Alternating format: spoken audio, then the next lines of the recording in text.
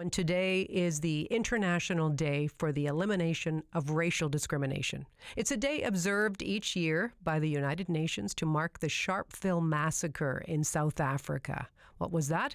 Well, on this day in 1960, police opened fire and killed 69 people at a peaceful demonstration against apartheid laws.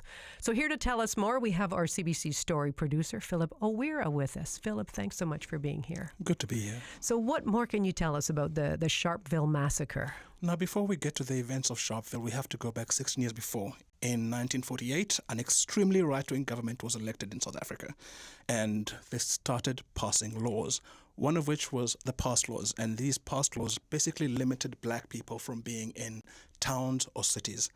Any black person over the age of 16 had to carry a passbook.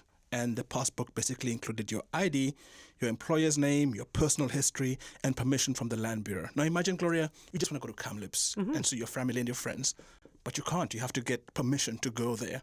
Now, for a country where the majority black population, this is hard to move around, especially when you're moving around cities. So activists and lawyers decided to launch a campaign against these laws, and on the 21st of March, up to 10,000 people went to the police station in Sharpeville demanding to be arrested for not having their passbooks. Now the police response was quite harsh, and some of them, armed with machine guns, opened fire and killed 69 people. Oh, wait, so what happened afterward? This is horrific, Philip. I mean, what a terrible, terrible time in history. What was the reaction to the Sharpeville massacre? Now, in South Africa itself, it sparked widespread riots, state of emergency was declared, and internationally, there was outrage. This was the first time people paid attention to South Africa. And pressure grew on the South African government to end the segregation. But the apartheid government wanted to make sure that a gathering of this kind never happens again. Never happens again. So they began rounding up a lot of the lawyers and activists and anybody else who may be involved in mass organization. And one of those lawyers was Nelson Mandela, who got swept up not long after Sharpeville and 3 years later got sentenced to 27 years in prison.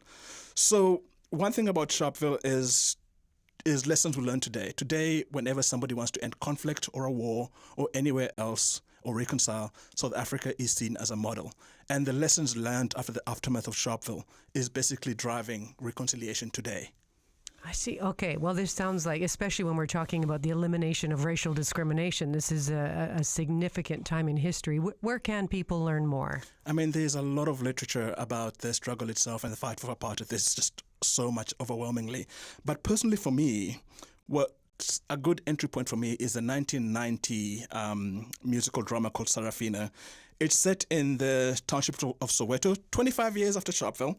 And basically in the mid-80s, many youth in South Africa had become disillusioned. The struggle icons, the activists, and everybody who used to lead the liberation movement was either dead, was in jail, or was in exile. But this film shows that despite all of this, a group of high school students decided to keep on the fight. And one of the most iconic songs from the film is called Freedom is Coming Tomorrow. Take a listen.